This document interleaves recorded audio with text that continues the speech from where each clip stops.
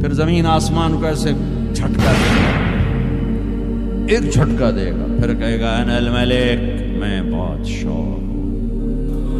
او میرے بھائیو بہنوں، ایسی موت مانگو اللہ سے، جب جا رہے ہیں تو اللہ خوش ہو رہا۔ ایسی موت نہ ہو جیسے بھاگا ہوا مجرم پکڑا جاتا ہے، ہتھکڑیاں لگا کے جیل میں لے جایا جا رہا ہے۔ ایسی موت مانگو اور ایسی زندگی گزارو۔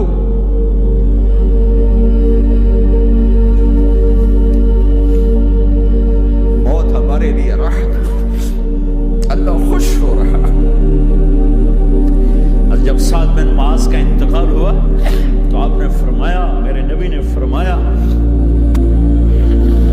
سعد بن معاذ بڑے صحابہ میں، میرے نبی نے فرمایا کہ آج اللہ کا عرش خوشی سے جھوم اٹھا ہے، چونکہ وہاں تو جا رہے ہیں نا، یہاں سے نکلنا ہے، وہاں تو پہنچنا ہے، وہاں تو خوشی ہے، یہاں غم ہے۔ تو آپ نے کہا، میرے نبی نے فرمایا کہ آج میرے اللہ کا عرش سعد کے پہنچنے پر خوشی میں جھوم اٹھا ہے۔ ایسی موت مانگو کہ اللہ کا عرش بھی خوشی سے جھومے، اللہ بھی خوش۔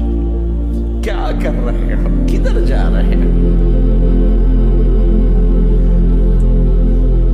اس دھوکے کے گھر، اس مچھر کے پر، اس مکڑی کے جالے، اس دکھوں کے گھر، اس غموں کی دنیا میں کیا ڈھونڈتے ہو؟ جاؤ اللہ کو ڈھونڈو، جاؤ اس کے حبیب کو ڈھونڈو، جاؤ مزے کی زندگی یہاں گزارو، مزے کی نیند قبر میں پوری کرو، اور جنت میں ہمیشہ کی راحتوں کے مالک بن جاؤ۔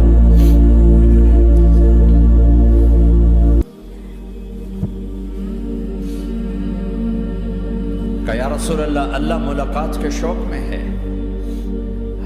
تو میرے نبی فرماتے کہ میرے حسنین کا کیا ہوگا؟ میں تو دیکھ رہا ہوں ایک زہر میں تڑپتا ہے، ایک بچوں سمیت نیزے پہ چڑھا ہوا ہے۔ ویسے بھی محرم ہمیں یاد دلاتا ہے کہ اللہ کو راضی کرنے کے لیے آخری حدوں تک پہنچنا بھی کامیابی کا صحرا گلے میں ڈالنا ہے۔ ایک نے فتح کا جھنڈا گاڑا، قیامت تک کے لیے ذلت اس کے ماتھے کا نشان بن گئی۔ ایک نے سر کٹا کے نیزے پہ چڑھایا اور قیامت تک کے لیے عزت کا صحرا گلے میں ڈال لیا۔ کیوں کہ ایک دنیا کی بازی ہارا پر اللہ کو لے کے جیت گیا، اور ایک دنیا کی بازی جیتا اور اللہ کو کھو کے ہار گیا۔ اللہ کو پا لینے کے بعد کوئی ہار نہیں، اللہ کو کھو دینے کے بعد کوئی جیت نہیں۔ اللہ کو اپنا مطلب بناؤ، اللہ کو مطلب بناؤ، اللہ کو مطلب بناؤ، اللہ کو اپنی زندگی کا مقصد بناؤ۔